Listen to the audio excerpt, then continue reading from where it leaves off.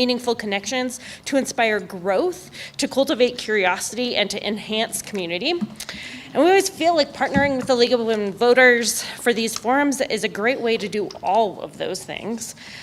So we are proud, as I've already said, to welcome you into this room. Thank you also for those of you that are here and can see the full room. It's getting a little less refined by the minute, but that is because it is getting prepared for a giant facelift. And we would love, I'm gonna just like use a minute of this platform to invite all of you guys a week from Saturday, October 5th from 10 to 3 to come join us in this room. We're inviting the Laramie community, the Albany County community to leave their mark. So we will have an outline of a mural from Fabian Hernandez up on this wall that people can help fill in. And then we're also going to offer our cinder blocks to you in the community to leave your mark. And it will stay because we're just covering it with drywall. So your mark will stay here unseen in our finished version, but it will be there. And we'd love to have you guys join us in celebrating we have a $2.5 million federal grant to update our building, and we're pretty thrilled. So we would love for you to come join us, and we hope in 2 years we get to be in a really fancy, nice room. Thank you for indulging me in that moment of celebration. Just want to finally thank you, candidates. Thank you for joining us tonight. But maybe most importantly, thank you for running. Thank you for contributing to our community in this way. It's really, really important. As just a technical reminder, we are recording. We have pretty solid sound system. We don't need you to like totally eat the mic. Just make sure you're pointed toward it, and we'll manage volume. We just want to make sure that the cameras get you so the people watching later on will be able to hear everything that you have to say. So with that, I'm going to turn it over to League of Women Voters. Good evening. I'm Katie Morgan with the Laramie League of Women Voters. I'd like to welcome you to our third General Election Candidate Forum, and this one is for the Albany County School District Number 1 Board of Trustees. I'd also like to extend a thank you to the Albany County Public Library for hosting these forums, for recording them, and for airing them. We really appreciate it. Some housekeeping issues that I want to make you aware of. Candidates are limited on the time length for the answers, and we have timers sitting in the front row who will hold up handy-dandy little signs, and it's countdown, so it'll tell you how much time you have left when they hold up the sign. And we don't drag you off the stage or anything, but please try to do that. Questions. If the audience has any questions, there are pads and pens around. Please feel free to write down a question, raise your hand, and we will pick it up and give it to our moderator. We do have a list of questions that have come out of previous school board forums and election guides, but we welcome questions from the audience. Back on the very back table is items from the League of Women Voters. Feel free to pick those up. Registration forms, absentee ballot request, general information. On the table on the west wall is information from candidates from various races, information on the constitutional amendment that's going to be on the ballot, some information to where to find information on judges that are up for retention that will be on your ballot. And you can view sample ballots on the Albany County County Clerk's Elections website. You can go up there and you can look at the ballots that you will see for your polling area. A couple of quick things, 2 more forums. Next Thursday, October 3rd will be the House districts for Albany County. And then the final one on October 10th will be Laramie City Council, and then we will be done. And as Rachel said, you can view these forums at any time on the Albany County website. They're also on the League of Women Voters website. And finally, one more thing, we are doing the general election voter guide in cooperation with the Laramie Boomerang again this year. That will be printed on October 12th, so keep an eye out for that. And then finally, the League of Women Voters online voter online guide is vote411.org. There's information over on the table on that. And you can go in there and look at voter voter information for Albany County, Wyoming at any time, and that's the online. I would like to take a minute before I introduce our moderator to invite any current office holders or any current candidates up to just briefly introduce themselves. So if you could come up to the mic, please, we'll do that, and then I'll introduce the form. I know we have one. So. We have two. Two. Hi, everyone. I'm Sue Ibera, County Commissioner.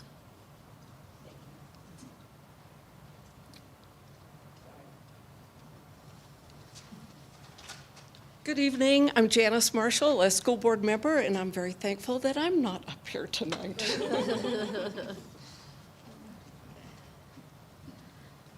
Okay, I'm going to introduce do we have another candidate? So my name's Paul Crouch. I'm running for House District 45.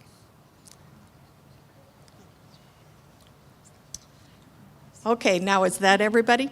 All right, I'm going to introduce our moderator today is Sid Walter. She's a longtime member of the League of Women Voters, going back many, many decades, actually, and a wonderful league member and supporter, and she was been active in the university and in the Laramie community. Many of you know her, and we are very pleased to have her moderate tonight, so I'll turn it over to Sid.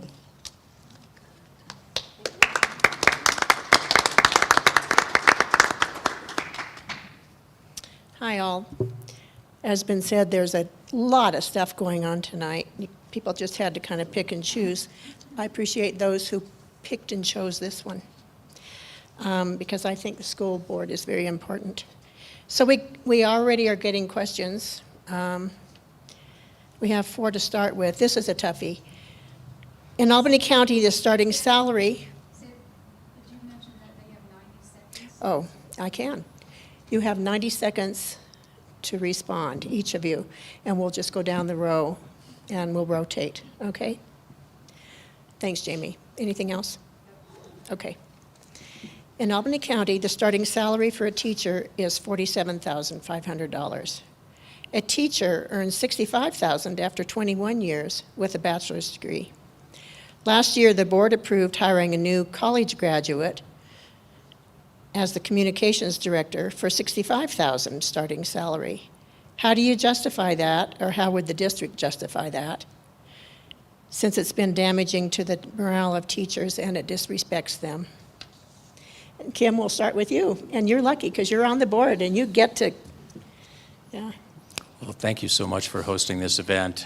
I think I said it last year that I'm probably quite as surprised with the first name Kim, for those wondering what to expect at the League of Women Voters. But anyway, I would say my response, and again, all my responses will be my opinion and not speaking for the board at all, but I would say that hiring a communications director is something that the board has talked about for probably 3 or 4 years, ever since COVID hit, and it became critically important to get the information out to people as quickly as possible. I would say that once we started looking and actually hired, it became very apparent that we needed to pay more to get the product or the personnel that we required for a district this size to communicate on the level that we wanted. Communication has become very quickly an issue that's not as easy as it used to be, just talking to a mic, with the social medias and the newspapers taking a distant third in the list of things. So I think it was money well spent, and I think we'll get our money's worth from that, and it's what the market called for in that particular area of expertise. Emily? Thank you. And thank you again for holding the forum, and thank you for coming out and being very diligent citizens. Again, I'm only reflecting my own personal thoughts and how I understood that process, and not speaking for the whole board. We'll just say that once tonight. My opinion is that I was in support of the position because we need to be forward-looking. We need to be building our district today to provide excellent education and connection with the community in the years forward. So we were in a position where the community routinely was giving us feedback that we weren't communicating effectively. And if we can't communicate effectively, all of the connection between the district and the community can start to break down. So I used the metaphor that night that it felt like we were sort of unable to build a fence because we were too busy chasing the cows, trying to put out fires of miscommunication here and there. So to me, it did feel like a priority, and as Trustee Sorenson said, that was what the market called for at the time. That said, I completely understand how demoralizing that could feel for our teaching staff. And our hopes are that my hope is that we're building a strong district to support our educators going forward, and that this decision is only one piece of that solution. Thank you. Alex? Thank you. Thank you for being here. I'm grateful that I get a chance to be here and speak to all of you today. So I don't want to repeat everything that these people have said before me, but I also want to just say that this is my opinion and not the opinion of the whole board. So when we were looking at the communications director position, I think first, this doesn't justify it. It was a really hard decision to make. And we had a lot of people that said, like, hey, this is how much teachers make. How is this going to help? And so the only thing that I would add is that it is a 12-month position. So you can kind of take into consideration that she works through the summer. Secondly, I do think we need to pay our teachers more. That's another issue, but we desperately need to pay more. We're one of the lowest in Wyoming, and so that is a goal, I think, moving forward. And then finally, kind of what people have said, there's so many different ways to communicate now, and we were just getting hit left and right with all these different methods, and we weren't covering all of them. And so my hope was that we would be able to kind of streamline communications through a communication director and really have parents, stakeholders in our community be able to know where to go, where to find the information immediately, because most people don't have an hour to look for an answer. And so with this position, getting our website a little bit more readable, hopefully installing an app, we'll be able to communicate more effectively with the public. Thank you. Cece? Thank you very much. I appreciate it. And thank you, Sydney Walter, for moderating. And Albany County Public Library for hosting, and the League of Women Voters. Thank you. What I would like to say is that this situation brought forth a couple of concerns. For me personally, it highlighted that teachers are at the very lowest paying scale in the state of Wyoming, and that what we need to do within our budget is to prioritize teacher pay, teacher salary, and incentivize teachers to also offer them professional development as they climb up the career ladder. The second issue it also highlighted for us, I think it put us all in a precarious situation that we needed very much so this communication position because of the information that was coming from the Board of Trustees to the public and to families.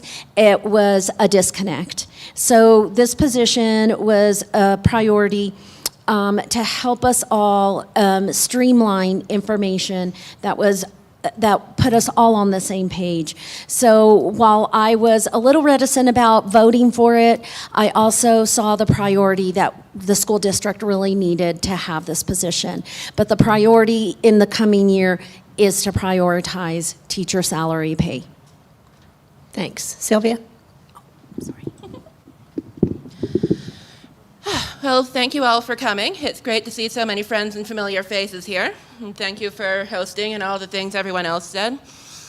I am really the newbie on the block. I did not have a chance to vote on this issue, but I was one of the people who was trying really hard to get in the door with the board and not being sure how to communicate with them or who to talk to and how to do it and what all of their rigmarole was. So I do feel that the communication director position will be helpful in streamlining the process, as has been said. And their website is already looking a lot better. This summer I had to spend like 15 minutes looking through the website just to find when board meetings were. So that is improving, and I am thankful for it.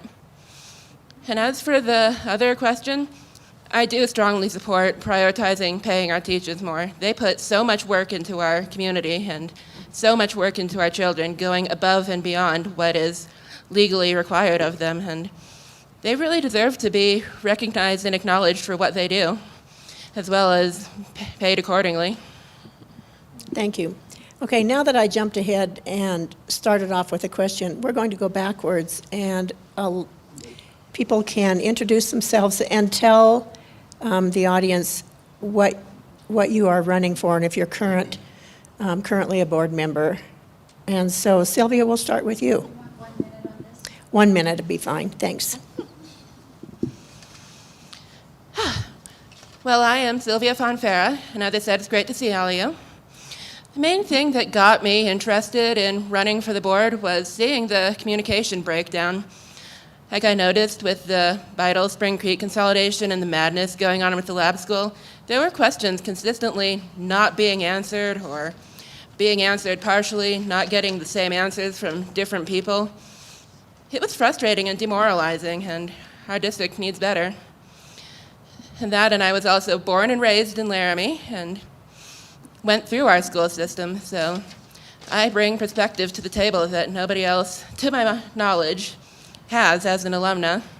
And as somebody with an autism diagnosis, we are a historically underserved population, and I would be honored to be able to represent my community and what people like me need from a system that has historically been set up for us to fail.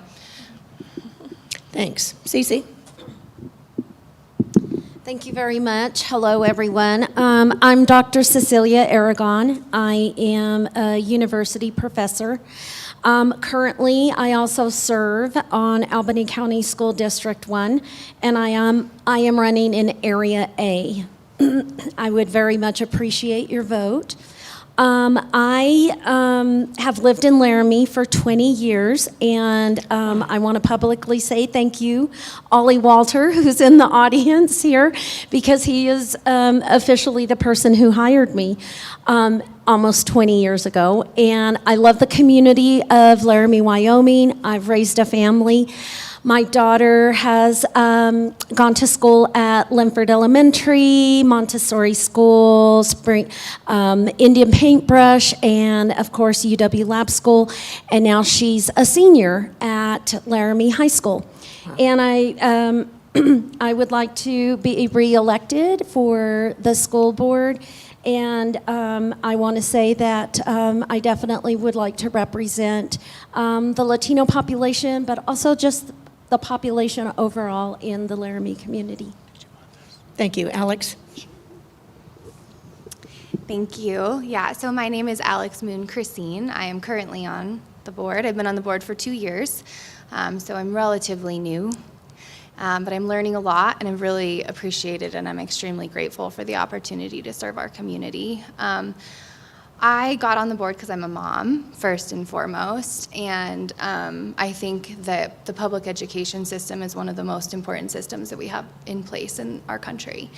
And I just wanted to get involved in our community and be a part of that. I grew up in a household with a mother who was a special education teacher, aunts, uncles who were all teachers.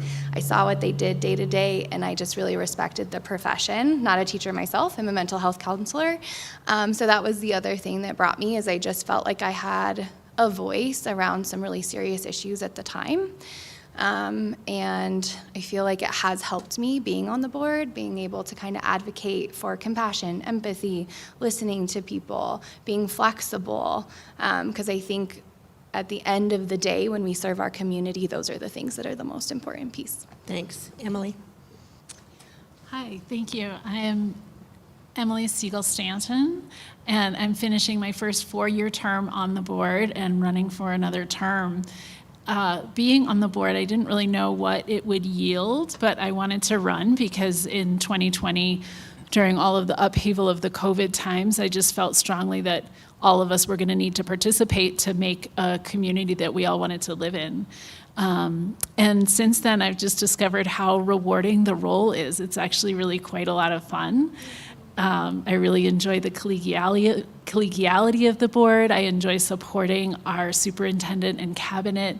And I'd like to run for another 4-year term because I'd like to see how some of the decisions we've been making bear out as we go forward. My wife and I have a 3rd grader in the district, and I am always so happy on the way home today. He said, "You know what the best part of school is, Mommy?" And he caught 2 touchdowns in recess yesterday, so I thought it was going to be that. But he said, "My teachers, it's always the teachers." So it's an honor to be able to serve our ACSD community and staff. Thanks. Kim? My name's Kim Sorenson. I'm an incumbent on the board. I was elected in 2020, 4 years ago. I thought I had a lot of knowledge that would be helpful to me and perhaps find its way to helping us make decisions, but I found out that the real knowledge is contained in both the people that have been on the board for quite a while and in our constituents who often communicate with us in requests for things to do and areas to improve upon. I'm a former educator. I was the Laramie High School principal for 14 years. My wife is an educator, elementary teacher. Both my kids are LHS graduates. I have a LHS child. My grandson is a freshman there. I have learned a lot from our board. I love working with them, and I think they have been marvelous people for me to meet and work with. Thank you. All right, we're going to jump into this question that comes, it's a national question, and you'll all know what it is as soon as I say the words book banning. So we've received 2 questions so far about banning books. Emily, you get the first crack at it. One person asks how to tell us how you feel about book banning, and the other person asks, how do you plan to deal with people who ask you to ban books? Or how should the district deal with, I'll put it that way. Thank you. This is such a great question, and I'm just sifting through the bazillion things I have to say on the topic. First of all, I think every kid needs to have a chance to walk into a library of any sort and find themselves in that library. Every kid needs to be reflected in our society at large. Every kid needs to know that they matter and that they're real. So I'm passionate about keeping age-appropriate literature of all sorts in every sort of library. Families can decide around their kitchen table how they handle that information coming home, but they can't decide, in my opinion, what's available to all kids in a library. It is not the role of the school board to decide what titles belong in our libraries. We have professional staff who vet books that come into the library and make those decisions. So that is not the type of management that the school board does. We are a governing body and a policy-making body. We did, in light of some of the things going on around the country, create a policy for what to do if someone in our community has a concern about a title in the library. So that person would raise that concern, and the district would form a committee made up of people in the superintendent's cabinet, people in the building, students, and the complainant of the book, and everybody would read the book and discuss whether it was age appropriate and whether it belongs in our libraries and available for students to read. So as a policy-making body, that is what we did on the school board. Thanks. Alex? Thank you. So I'll start. Yeah, the policy committee did implement something for this very specific reason. We wanted to make sure that if someone had a complaint or if a parent felt a certain way, they had an outlet, because I do believe every voice deserves to be heard. And so we wanted to ensure that there was a way and a method for every family to feel like they could move forward in a situation if they wanted to. With that being said, I very much agree with what Emily already said. I think age-appropriate material and having books available for all children is inherently important. And I'll speak for myself, I as a parent do not know everything. And so I hope that my child has the opportunity to go forth and learn from other people, learn from books. I think books open our eyes to so many different things that we maybe wouldn't see in our corner of the world. And I think it's important that kids have the option and the choice to experience that. I also think it's important that we as parents then are having conversations with our kids if that needs to happen.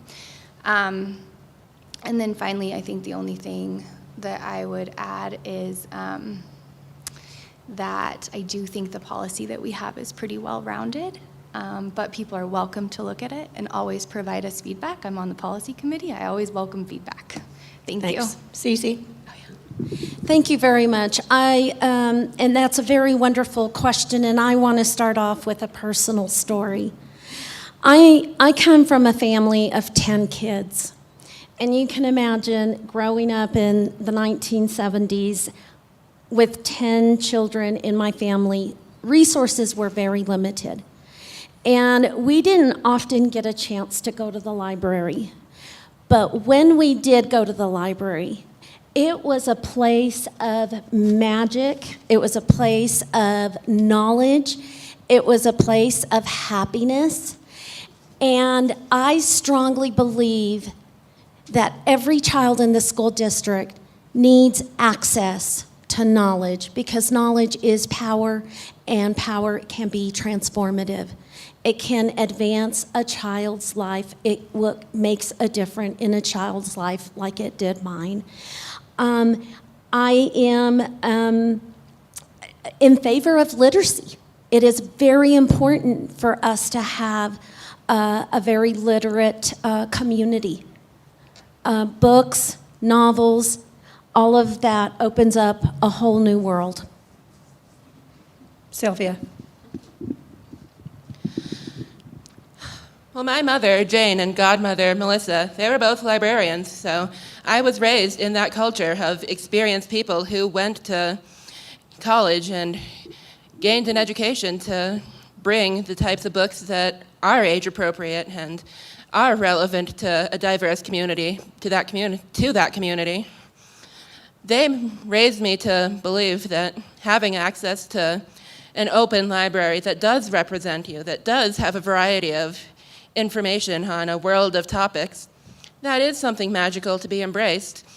I grew up in this library here, and to echo what Cece said, it was magical. And I do believe that every child deserves that. On the policy side of things, I don't really know much about the book policy that was implemented, but in my experience, the district's grievance procedures in general have been more than adequate to address parental concerns. I myself have used them multiple times, my classmates have used them multiple times, and every time there was a solution found that was able to accommodate the parents' and the students' needs. So if you have a problem, reach out. They will be more than willing to work with you and come up with a solution. I don't think that you need to burn down the library and break the system that has been proven to work just because somebody doesn't like it. They can be accommodated within the system, as has been historically proven. Kim, would you wrap this one up? Thank you so much. Oh, the places you'll go were the words written by Dr. Seuss, and I've always assumed that he was talking about books. I was a crazy reader from the time about third grade on and still am. I know one of the goals of the district is to inspire our students to become graduates and allow them to be lifelong learners and engaged citizens. And we do that in large part by reading the written word. I very much support to make sure that we have age-appropriate materials, but believe that parents and the students should make that decision. And if there are questions about it, as Trustee Stanton and I believe everyone here has said, we have policy which is proven to be very effective and allows everyone to have a voice with their concerns. And I believe that that procedure will suffice in this issue. But I really believe in in being inspired by the written word and going to those places that they talk about, because without that, how would we get there for many of us? Thank you. Thank you. This one's kind of specific for those who have been on the board, but I imagine Sylvia has an opinion on it.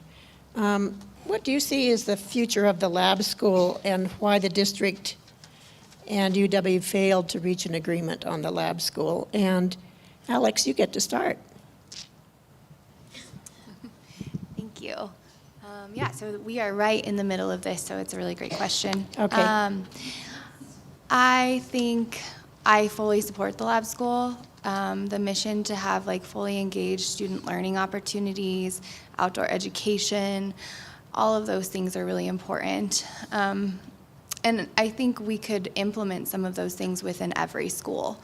I think it's really important that we provide those kind of opportunities no matter what school you're talking about. That kind of learning, we know the research supports it.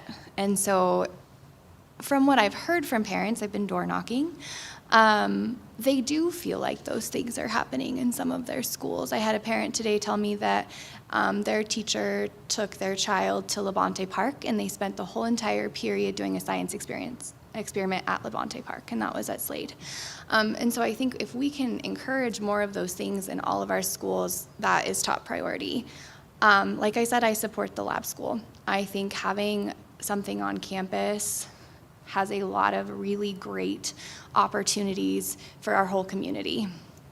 Why it fell apart? That's a really complicated question. I wasn't privy to all of those conversations. There was a lot of talk that has happened, and I hope, to be honest, that we can work together and that the lab school can continue on campus. If that doesn't happen, I think doing our community listening sessions that we've talked about to really hear from the community what they would like is the next best step. Thanks. Cece? Thank you very much. When the issue of the lab school came about, I was in full support with the lab school parents, the lab school teacher, and the lab school principal to continue on having the lab school at the University of Wyoming. I participated as a professor many times at the lab school. I see all the benefits of why we should have a lab school historically, and now how it benefits the school district.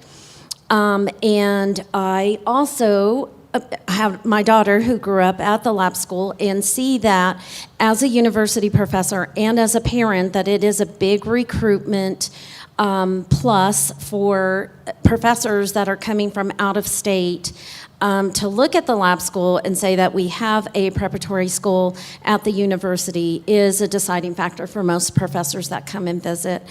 On the second part of the issue is I believe there was a lot of miscommunication between administration and mismanagement. I'm not going to say that one side or the other was absolutely correct, because that's just not a winning battle. I strongly feel that the lab school issue is not over. The conversation is not over. I think we've taken a pause. We're checking the pulse, the community pulse, and we're also grappling with the reality that the University of Wyoming has given us a 1 year, what I call the eviction notice. And I believe that we can come to a resolution that is going to benefit the university and will also benefit the community and benefit the lab school parents, students, and staff. Thank you. Sylvia? Boy, do I have an opinion on this one. I went to the lab school from kindergarten through 9th grade, and I really owe that school everything. They taught me everything I know about altruism and community service, and really lit my fire for making the world a better place. And I could go on for hours about how magical the experience was and why I strongly believe that all of Laramie's children, regardless of whether they go to the lab school or not, do deserve access to those kinds of opportunities. But especially for children like I was, I crashed and burned catastrophically in a more traditional environment. that was based on textbooks and lectures. And I'm not the only one. Students like me all over the district depend on the lab school. So I am strongly in favor of working out a solution either with or without the district. There is talk amongst the lab school parents about just breaking away entirely and fully integrating into the university, which as hard as that would be for everyone, I do ultimately feel like that is one of the best options available. And as for what ultimately happened, I was on the other side of the coin from the current board. And I do say this with all the love and respect in my heart. There was a lot that went wrong. There were people who were turning over in positions, and they either didn't have the time or didn't take the time to understand what makes the lab school special and what its unique role as a laboratory school is. And then they started making decisions that impacted the school, not realizing just how dangerous and harmful they were. Thank you. Kim? This is a very, very tough, maybe one of the more complex issues we have dealt with as a board over the last 4 years. I would say that budgets, in other words, money, makes people do things that they wish that they had thought through a little bit further. And I believe that both the university and our district are fighting budgets that do not have enough money, and we're looking at alternative and solutions to that, and perhaps maybe even act quickly and then having to go back and realize that might have been a mistake. I would say that the lab school, I had an opportunity in my undergraduate degree to work at a lab school, and I support them 100% and hope that we can come up with solutions that will allow the staff to meet the autonomy that they seem to desire and the freedom to teach in the areas they wish to, and the students help them meet their needs. They have very specific and needs that perhaps other schools can't deal with or choose not to or simply cannot at the time.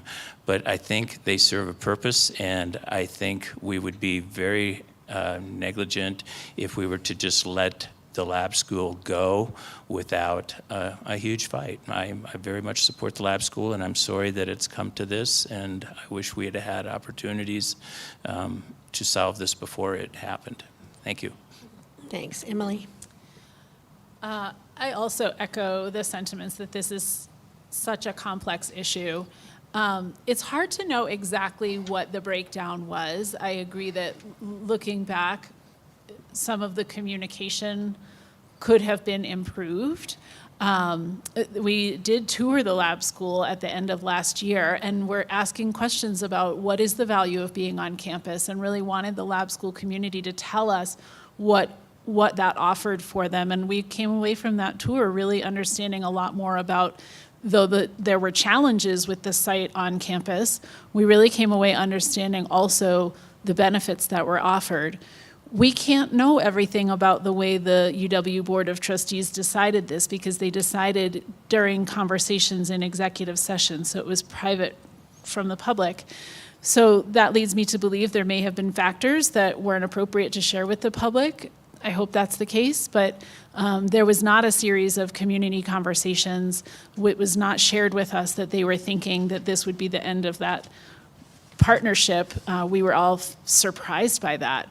I do agree that every school has its own culture, and I think it's really important that there's a place in our district for students with various learning styles, learning needs, needing different environments. And I think the lab school provided a really unique opportunity for some of our learners. I'd like to see more project-based learning in all of our schools, and I think we'll be heading in that direction, but I do support the unique learning that is the lab school.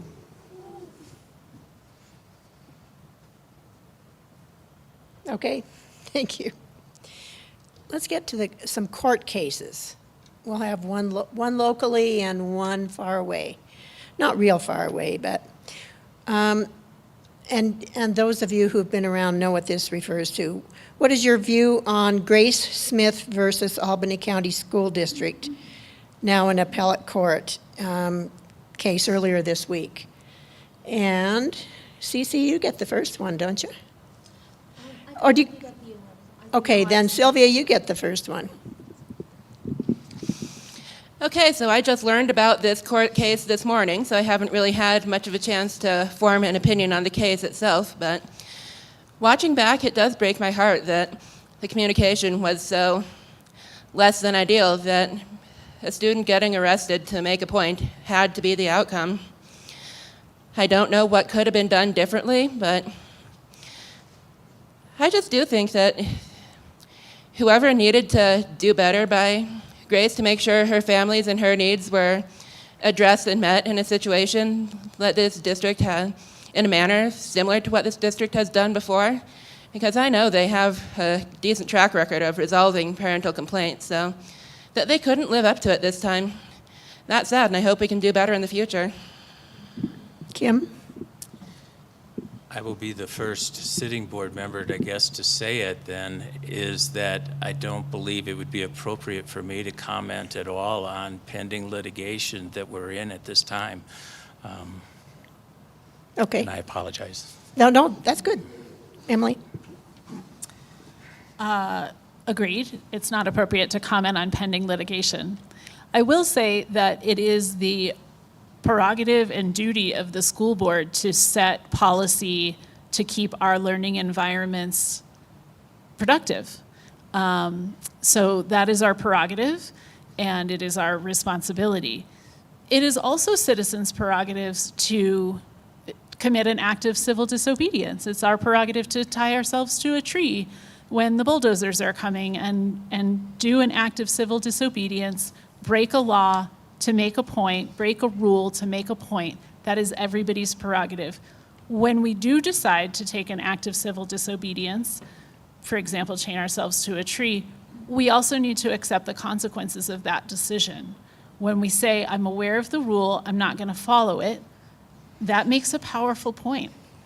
But it comes with results. It comes with sometimes intended and sometimes unintended consequences. Thank you. Alex? Yeah, so I will also say, probably can't talk too much about it. I think I wasn't on the board at the time, but Get a little closer. What really stands out to me is that was a time of so much contention in our society. And I think we saw a lot of division and a lot of people really upset. And I think when we get to that point where we've reached our limit, maybe we don't always think through things and think about all of the long-term effects. And I think it's our job as parents, our job as community members, to help and support every child to make choices that feel right for them.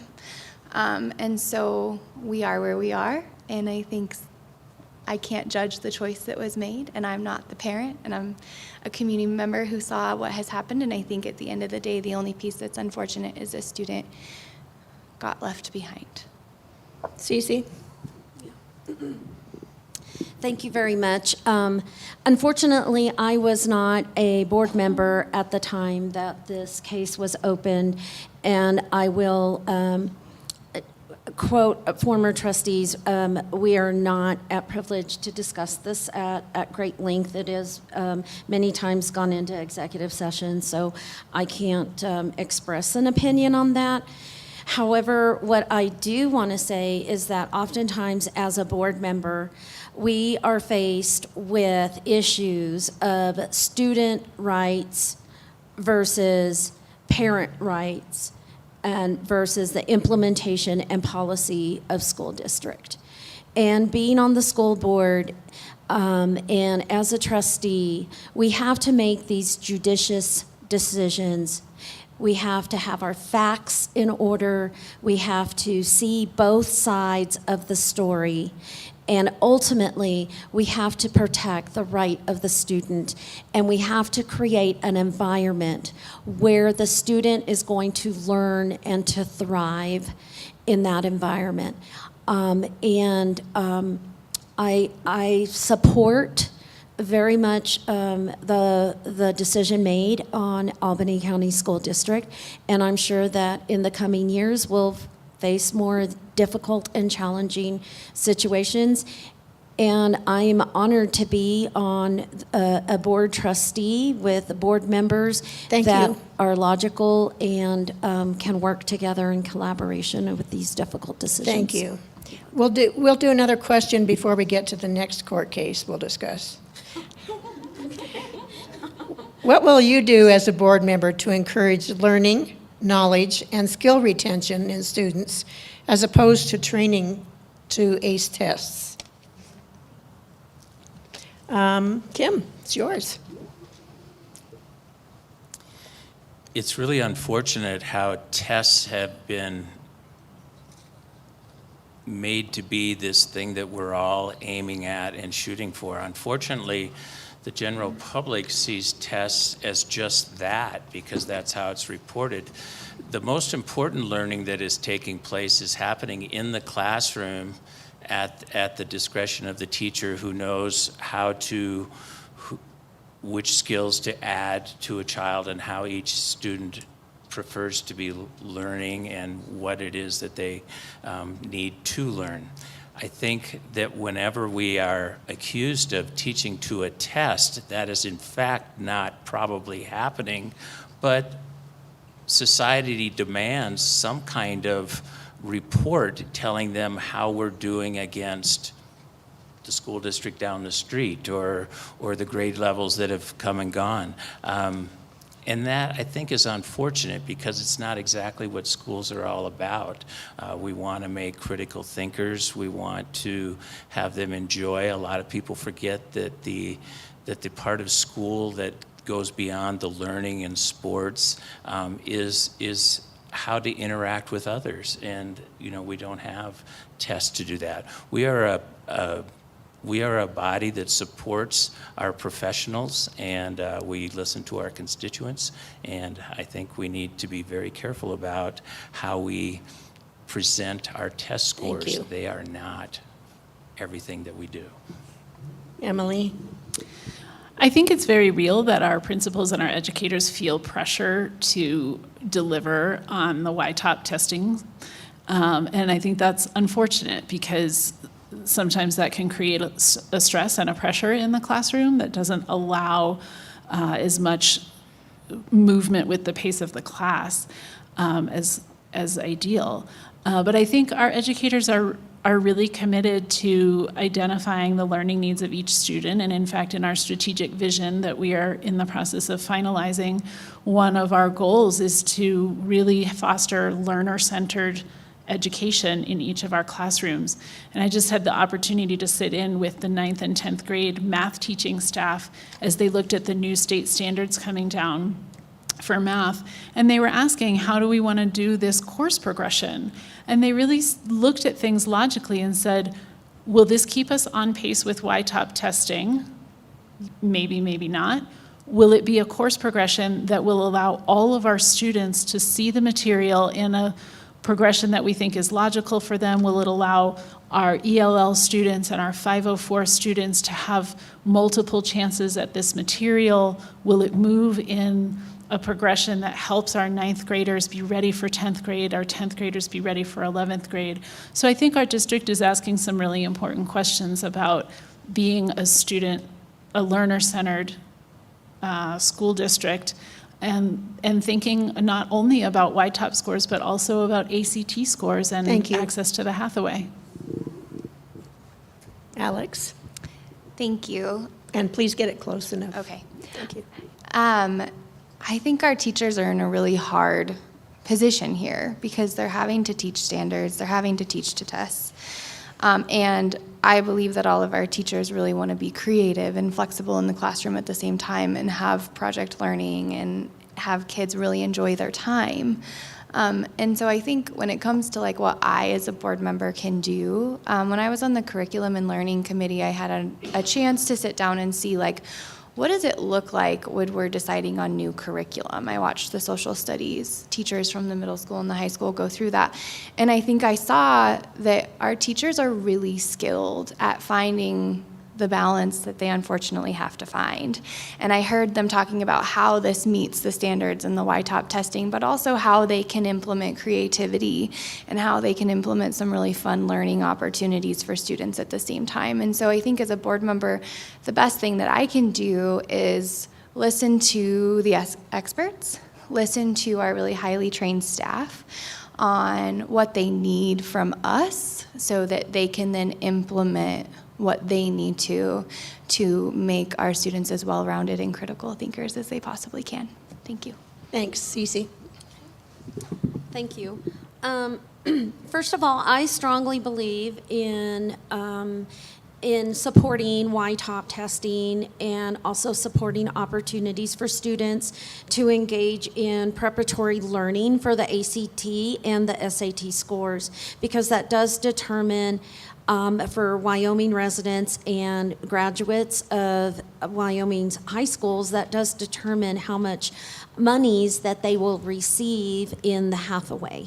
And because it's all really based on ACT and SAT scores. I support the learner-centered classroom environment. I also support that learning and knowledge and skill levels tend to fluctuate, but I support the curriculum. I currently sit on the curriculum committee, and oftentimes I see that there is time to refresh the curriculum and to reinvent the curriculum.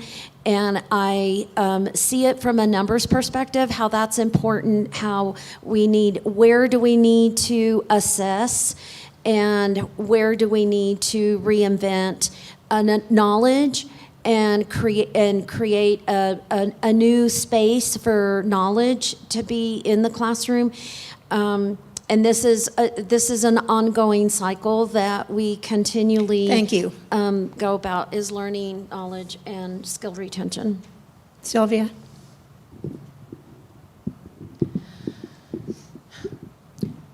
Well, I am really relieved to hear everybody currently on the board committing to learner-centered teaching, because I have seen that succeed, and the lack of it, how devastating that can be for a non-traditional learner like me.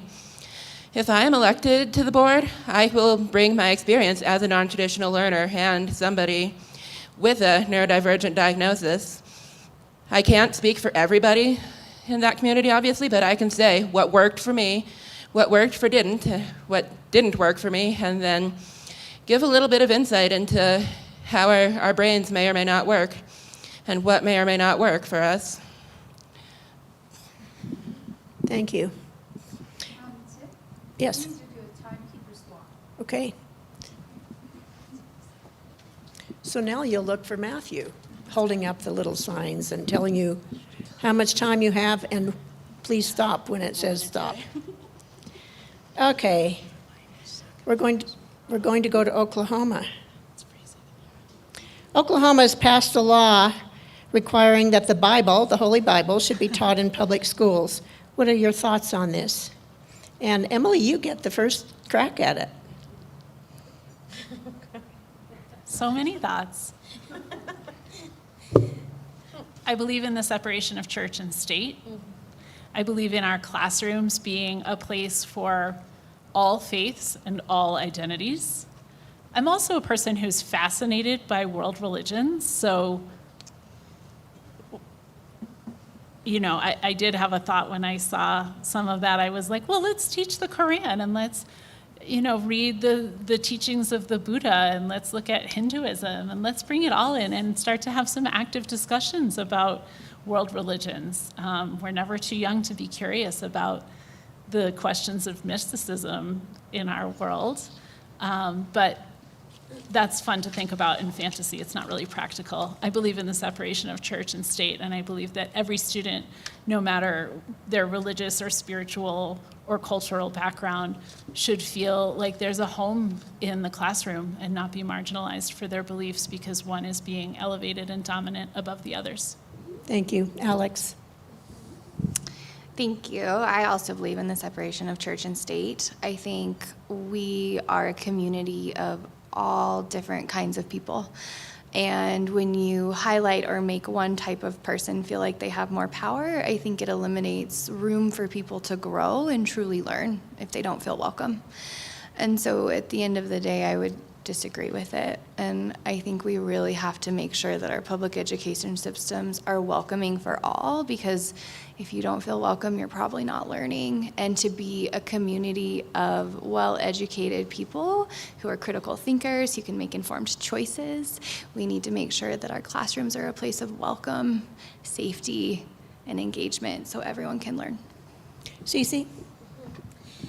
Well, I'm all about sharing personal stories, and of course, I grew up in multi-generational and multi-religious, faith-based beliefs. Interdenominational, I grew up in the Catholic Church, I grew up in the Baptist Church, I grew up in the Assemblies of God Church, and the Church of Christ, and my mother was just a real spiritual leader and opened our eyes to a lot of religions. However, I must stay strong in what the efforts are of public education. And one of the boundaries and parameters of public education is the separation of church and state. I understand that if we teach religion in the courses, it is oftentimes the choice of the teacher to teach whatever religion they want to, and the preferential religious faith-based practices from that teacher perspective. I think it's best practices for educators and for public education to abide by the policy of separation of church and state. Sylvia?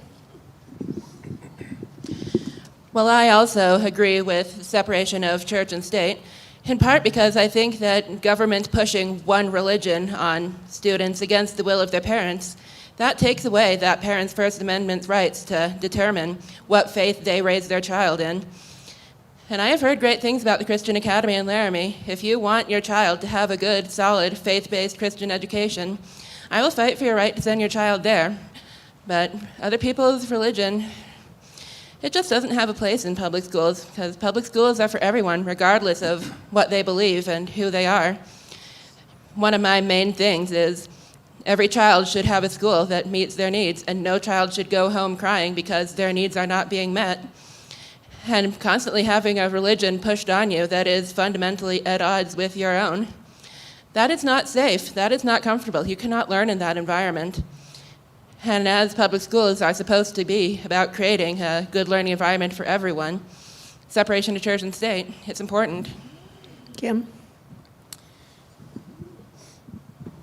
I would certainly say that most wars in the history of this world have happened because of love and religion. I think it's important that we understand all religions. The problem is that there are people that only want us to teach their religion.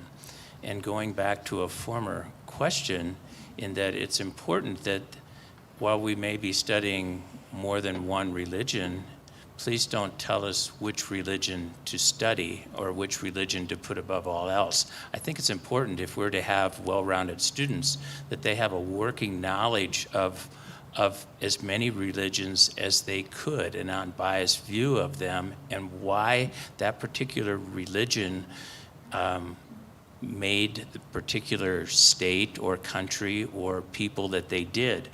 I would like to correct things. We always hear often that choir is singing a religious song. That's illegal. It is not. It's a genre of music, and be aware of that. To sing a song or to be forced to sing a song because it's of a certain religion would be wrong, but to sing a song at Christmas time of a religious genre is not. We support Fellowship of Christian Athletes. We support religions and their discussion as long as they're global and don't highlight or only make sure that they indicate one is supreme. Thank you. Just a point of personal privilege. 3 of our grandchildren lived in Arabic countries for a few years because their parents were working there, and 2 of them were in Oman and 1 was in Bahrain. And they were not allowed to go to the public schools there because they were Muslim schools. And so being Americans, they couldn't even venture that possibility, which we thought was interesting. In Bahrain, that grandchild went to the British school because it was closer to their house than the American school, which was across the island. And in Oman, they went to the American school in Muscat. And so it didn't just have American children in it. It had children from all over. But anyway, so they couldn't go because they would have had to learn the Quran and speak Arabic, and they didn't know Arabic, and they didn't learn either. So anyway, kind of an interesting thing to consider when we think about the Bible. So Bible school has been closed, and the lab school is on fumes this year, and that impacts a lot of students in this community. And where did those students go? And where will the lab school students go if the lab school doesn't continue? Alex, you get it first. I think this is a really great question. We didn't act perfectly when we talked about the closing of Vital. I think we learned a lot. We learned how to go about that, I think, in a different way. We got a lot of feedback about how we communicated something that was so essential to each family. And I think we can all of us who were on the board at the time can take accountability that maybe we didn't fully see how impactful that would be. I can say, I think our district really rallied. I had the chance to talk to a mom who was the president of Vital PTA a couple of weeks ago. And while the way we put out that information and how heart-wrenching I think it was for families, what I have heard is Spring Creek has really welcomed the Vital families. And the mom from the PTA had said she felt really included in the Spring Creek PTA now. And so I think it shows how our community cares and how when we have to make really tough decisions that maybe we don't want to make, if we come together and we support each other, it can go a little bit more smoothly. So most of the Vital kids went to Spring Creek. I would like to hear any feedback people have. If I am misinterpreting that, some people, for the majority, it sounds like people felt like it has gone well this school year. As for lab, Okay, you're done. thanks. Sorry. Sorry. Sorry, we just cut you okay. off. Yeah, it's Cece? I'll try to be succinct with this issue. It has a history, and the history in closing the Vital School is of funding purposes, right? Albany County School District currently has a working deficit. We are looking at how do we save money? How do we merge schools that are not at full capacity? And closing Vital, that is just kind of the part of the story on that end. But I want to say that Alex Krassin has it right. We are a community that cares, and that a closing Vital, transferring them to Spring Creek, and making sure that every child was welcomed and not treated like an unwanted guest. And I think that is the really great part on our superintendent and administrators to make sure that that was put in place. Regarding the lab school, I think the last part of that question is, where will they go? And you'll have to hurry. What's that? You'll have to hurry. Oh, yes, and where will they go? Albany County School District has wonderful schools, and there is not a bad school in our county. Thank you. Sylvia? Well, I was watching the Vital Spring Creek consolidation from the sidelines, and emotions were high. It was a tough situation. The school was in operation for about 75 years. And as hard as it is, I do think the district responded appropriately by merging the schools. There will be more opportunities for these students at Spring Creek. And I have been encouraged to hear that the Spring Creek community has really rallied around Vital and welcomed them with open arms. As for the lab school, I would gently push back against the idea of, while I agree that there are no bad schools in this town, I do agree with the idea that not all kids can succeed at all schools. And until we can implement more hands-on, learner-based opportunities for students who will crash and burn without them, like me, we absolutely need a school of choice in this district that will accommodate the lab school students. And there is talk about opening one, so I would like to be involved in that process and see how well it goes. Thank you. Kim? Inadequate funding and looking at the numbers are really what prompted the move from Vital to Spring Creek. When we looked at schools that were literally half full, either through the choice of the people who sent their kids there or because of declining enrollment, it makes no difference, but the school facility was not being used. And so being in the budget crisis that we were in due to inadequate funding, it was actually an easy decision for us to make. However, not all decisions made by the school board are glamorous and supported by all.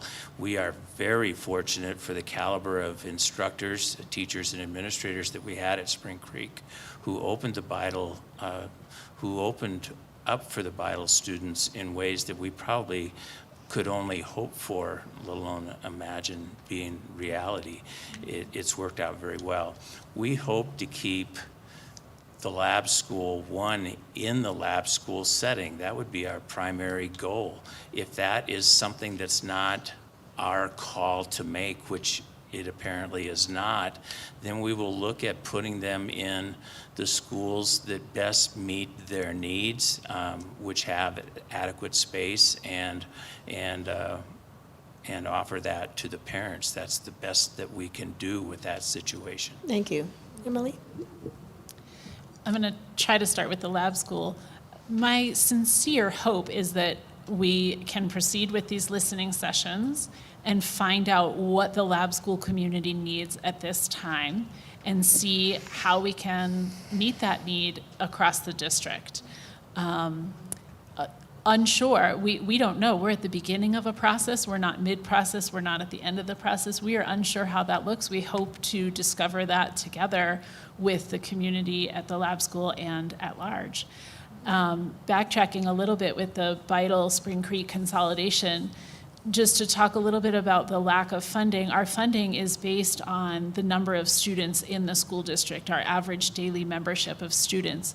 So as our enrollment has been declining, and this is true nationwide, as school-age populations are declining and enrollments are declining, our funding was declining, and it simply would not be prudent to keep the same level of staffing and the same occupation of buildings with declining enrollment and changing funding. The Spring Creek had the experience of having DLI move out to Slade, and people were starting to feel like Spring Creek needed other sections and to have their hallways filled again. So I think that was a really beneficial merger in the end. I hope every school board does not get practiced in closing elementary schools. So we worked our way through that as best we could. Thank you. My husband and I live in the Vital district, and it broke my heart not to see the parents walking their children to school and walking them home every day, because we have a fair number of people in the neighborhood who did that. And now Spring Creek is too far away, so we just have hopes for Halloween to see those children, I guess. Another question, this is an interesting one, and a product of COVID. Do you feel remote learning is equal to classroom education opportunity? And please explain why or why not. So Cece, I think you get it first, don't you? Okay, thank you. Yes, I support remote learning. What COVID taught me is that there are diverse learners out there, and that there are learners who really thrive being at home and having a digital access and being able to learn in a hybrid format. Being able to go to school, have their social environment, but also having a home space where they can feel like the learning takes place at home. On the flip side of that, I can also understand how remote learning can be a burden to some families, and especially the working families with many children, and especially if there is a single parenting involved in the home. It becomes very difficult. There are difficult challenges, and that, I think, is where I believe that every child needs to have really great access to public education and to be supported. So we need to figure out if that remote learning is going to happen, like how can the school district support it? Thank you. Sylvia? Well, one thing I saw during COVID with talking to my friends who were parents was that there were some children who didn't know that they would thrive in a remote learning environment until they got into a remote learning environment. And on the flip side, there were also children who struggled and couldn't thrive in a remote learning environment. So that should just be one of many tools in a district's toolbox to meet the needs of a diverse variety of kids.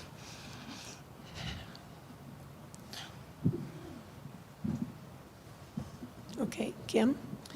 I come to this from two different directions. The high school online school was just coming into play before I retired in 2014, and we were asked to provide foreign languages at the time, and couldn't because of the technology the way it was at that particular time. It was voice and audio and and the video was out of sync.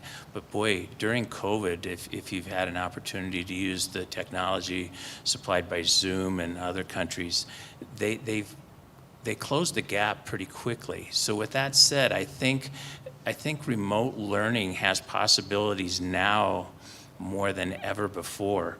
And I think it's the one caution that I would express is that we tend to believe that everyone has access to the technology. They do not. There are many people in this district that do not have access to the technology required for remote learning. And I think we often forget that, or we see everybody staring at phones. That's not the reality for a lot of kids and their parents. And so it's critical that we study and supply the adequate technology necessary for kids to partake in that. Also, I think when I was the grandpa teaching the fourth grader during COVID, the one thing that was missing was the socialization piece. And he didn't get it from grandpa very much, but don't forget that as part of being part of the school classroom. Thank you. I don't have too much to add here, except that education is never a one-size-fits-all approach. The socialization piece is really important. The neurodivergence piece is really important, where some kids might feel calm enough at home that they're available for learning. I have ADHD, and I need to be in co-regulation with other people. My brain is most alive when I'm in relationship with other people. So when I'm taking a professional training online, I'm kind of like drifting around the room and pulling myself back to the screen. I would have been a disaster learning at home. I can tell you 20 other things I would have been doing with my time besides paying attention to school. So it's just never one size fits all, but we do, in this day and age, need to be flexible to be able to roll with the times, whether it's a pandemic or a weather event. Online learning can help us be in contact with students and find out who's out there, how are they doing, do they have food, is everybody okay? So we need to be flexible. Thanks. Alex? I agree with pretty much everything that's been said. I think the only thing I would add is we live in a rural state. And so remote access provides access that some kids would not have in other circumstances. And so I think it's a really important piece to education. What I would say to that is I think there is real learning when you're in a room with students your own age, with the teacher face to face, that happens. And I think it's important that we really keep that going. So I do agree that it needs to be hybrid if possible, but I appreciate how COVID allowed us to navigate really reaching areas that we didn't reach before. And so I think having the remote learning has helped some of our really small schools, like our Cozy Hollow one, and then our newest one at the Anderson Ranch. I think remote learning adds another way for that teacher to provide learning that they probably wouldn't be able to do without it. So I think it's really important too. Thank you. Cece? I believe I started. Did you with start? remote Oh, learning. I thought Yeah. Sylvia started. Yeah. Well, we're But finished. I do have an opinion on remote learning if you'll allow me another 60 seconds. Okay. How about 30? Can you do it in 30? No, we can discuss Okay, that after, all right. after the meeting. So while we've been talking about remote learning, a question that also kind of matches with that is, does the school district offer individualized instruction? And would you address that, please? If we don't, why don't we, and so on. And Sylvia, I guess you get that first, right? You can talk about Okay. it. I honestly think that individualized learning is something that this district really needs to work on. When I was in high school, I had an IEP, Individualized Education Plan, and that was basically just thrown out the window as soon as I got in because the teachers, they did not have the resources and training and whatnot that they needed to handle a case as complicated as mine, because autism is a very complicated condition that has every student being different with their own little quirks and tics and needs and things that'll randomly set us off for seemingly no reason.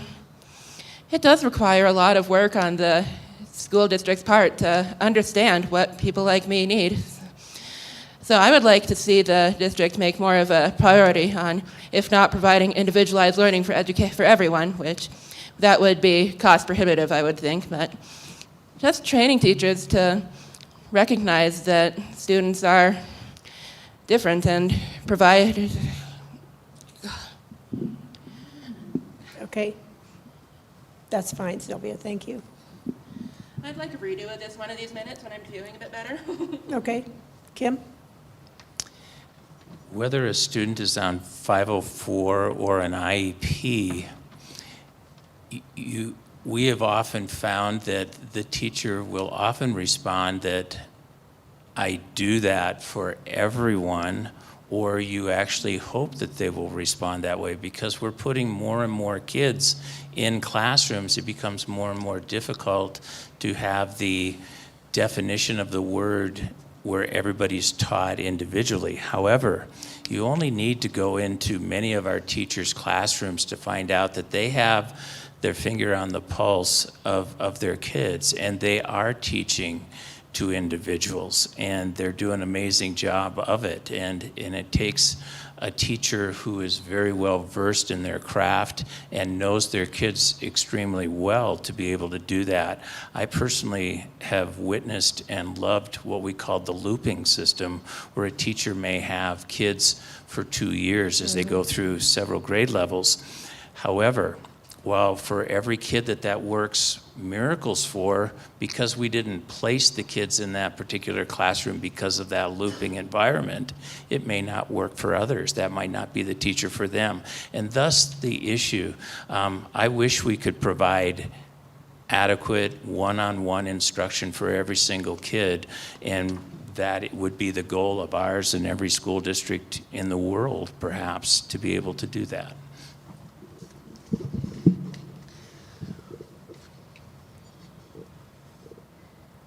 So I'm actually moved by Ms. Fonfara's sharing. I appreciate your vulnerability to share that, because I think we can sit on the board, or we have some very skilled professionals in the superintendent's cabinet and in our special education department that work very hard to meet each student where they are, but it's really hard to know whether we're succeeding in that until we hear from the student whether their needs are being met. And I think we should be a district who's always open to learning from those students and from those families whether we're succeeding in meeting that need. I know one of the things that we're doing in the district is doing some co-teaching, so having a special educator in with a traditional educator and layering the delivery of education so that all the students can learn at their pace and have their learning needs met. But it's always important for us to hear when we're missing the mark and to ask what we can do, how we can do better. Thank you. Alex? Yeah, when you asked this question, I wrote down that a couple of names that I think are really highlighted to me in our district that are newer, that I think have done a lot of really cool and interesting new things. One of those is the Whiting High School. She's really implemented some really cool classroom strategies to individualize plans. And I think we have teachers across our district trying to do things. Do we do it perfectly? No. Is there room for improvement? Yes. I think we're balancing what we've talked about. Like, I hate to bring finances into this question, but we're balancing a really hard time with how do we fund all of the teachers that we need so we can really meet every child's need. And it's a really hard balance. And then through that, we're asking a lot of teachers because we don't have the resources right now to do that as well as I think most of our community would like to see. So I think it's a heavy question where it's like we have room to grow. I think we have some really new, innovative people in our district who are really working on this problem and recognize it's an issue and want to change it. And then I think we need some more funding so we can implement some really cool strategies to make sure we are meeting all the students' needs. Thank you. Cece? Yes, I agree with what Trustee Siegel Stanton has mentioned, and also what Trustee Krassin has mentioned to this issue and the topic. My 1 year sitting on the board, I have seen a couple of parents who were very disgruntled. I have heard from them how disappointed they were when an IEP fell through the cracks or a 504 was not addressed. So yes, we can do better. And yes, I trust and have faith in our skilled paraprofessionals that we have working with individualized instruction. Is this an area of improvement for the school district? Definitely, yes. This is an area that needs a little bit more intimate, closer look at how things can be better and how there can be some accountability with administration, with teachers, and with the parents and students that are being served. Thank you. So Sylvia, how long had you gotten into your response? Do you want to add any more? Huh? 30 seconds. She'd gotten 30 seconds in. Do you want another minute? Well, I really appreciate hearing from everybody that my story is making an impact, and I just felt unheard for so many years and was going to school every day and coming home crying, basically begging for support, and it didn't come. And I have heard that things are a lot better these days, but that's really why I'm running. No child deserves to go through what I went through. And I am committed to doing what I can as a board member to listen and learn from as many students who are as willing to talk about their needs and what needs to be done better, and then implementing those suggestions as best as possible. That is really my main promise, to listen and communicate. Thank you. Thank you for that. Sure. The league has a model. We try to do things in 90-minute gatherings. And so for our meetings or for this sort of thing, So we have about 10 more minutes, and we keep getting questions. So I just want to tell the audience that we won't be taking more questions because we're not going to get through what we have. This ought to be a fun one. What are the plans for the Beidel and Old Slade School buildings? And do their neighbors have any input? And Kim, I think you get to start.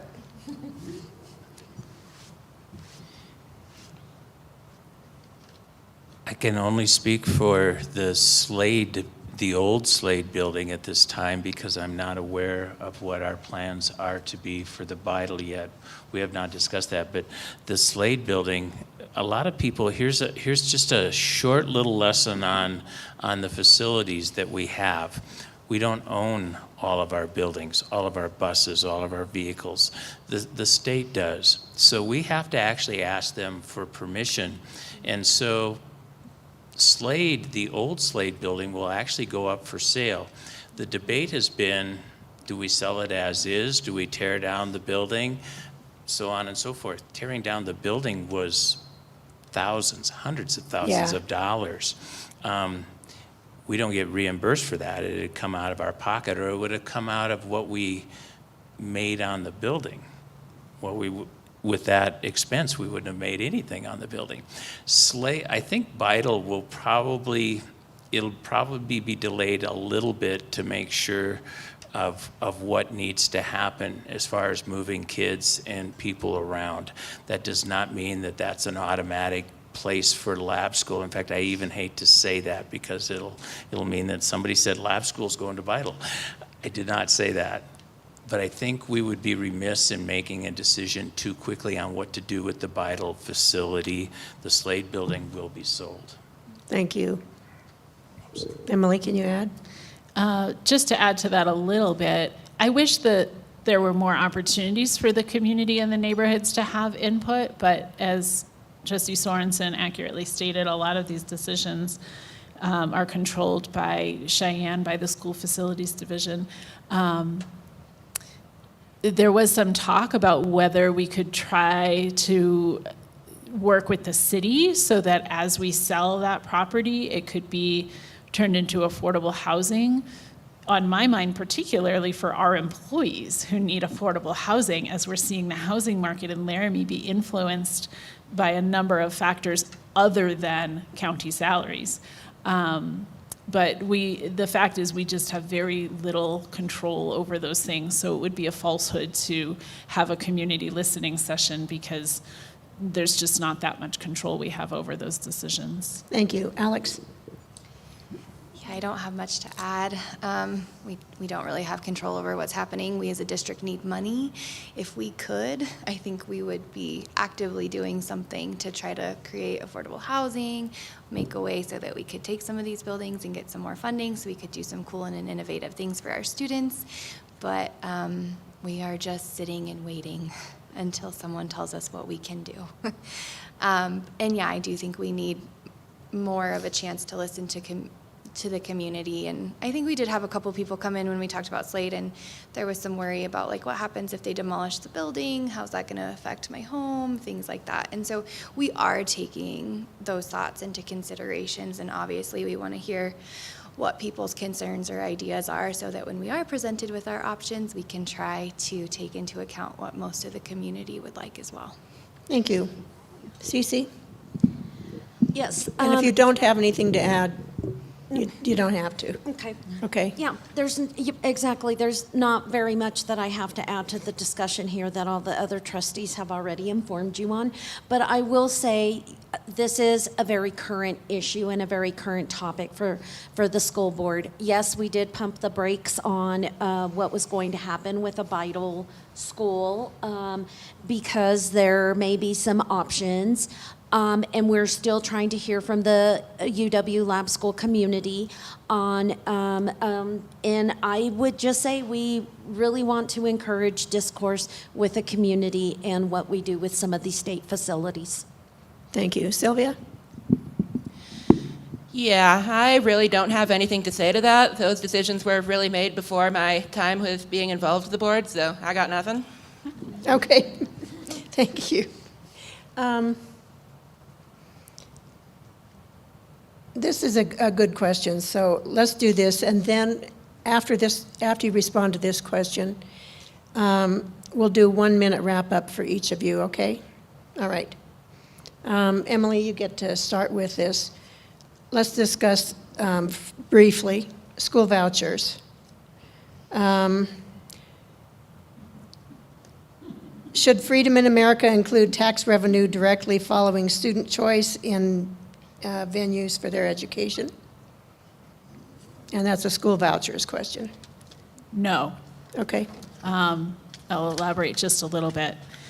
I think that there's been a long game played to undermine the public's trust in public education. I think there have been a lot of ideas thrown out there about what we do with public education.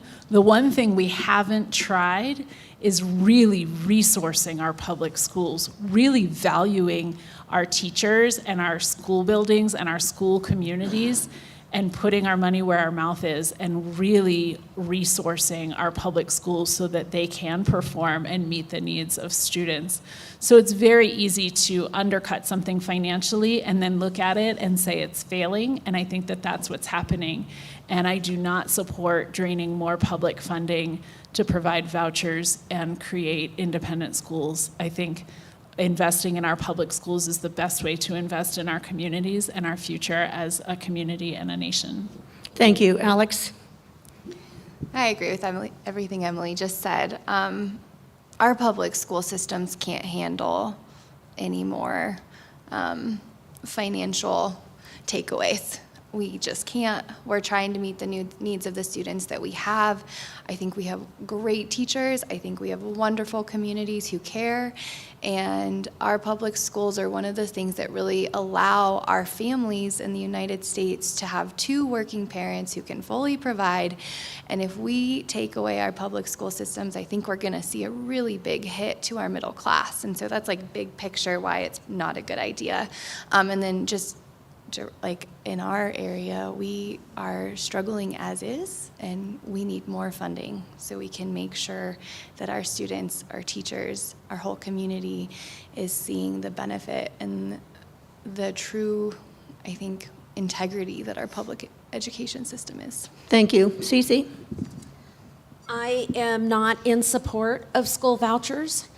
I believe my experience and what I have seen between school vouchers and public education is, number one, it becomes very divisive and it divides a community. The second point I want to make is I believe in public education. I am a product of public education. I believe that there were teachers that were very compassionate and very caring about my education and helped me to learn and to get through all levels of education.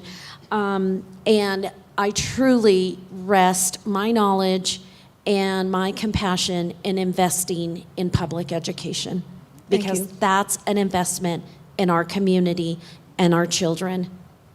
Thank you. Sylvia? Well, the one thing that I have to add to everything else these wonderful people have said so far, I completely agree with them, is that school vouchers, book bans, all of it, I am concerned with the way that it is being weaponized against public education. And there are so many dangers to taking that away from students by basically denying the funding and then saying, oh, look, this is a bad idea. Look, other schools are working so much better. So that's really what I have to say on that. Thank you. Kim? I wish I were brave enough to just say the answer no and leave it at that. But of course, I have something else to say. There's a finite amount of money available to education in our state, and this would simply pull the amount of money needed to run our district to fund for a perceived problem. It's already inadequate. I think the whole voucher system, as we talk about it on a national level, does not work in the state of Wyoming. Our communities are too far apart. And if a high school is failing, what are your choices? Start another high school? Go to Rollins? you know, where is it that people want to have this fixed? I think what I hear is we should use the funding that we have and support the people that know what they're doing and support our present system.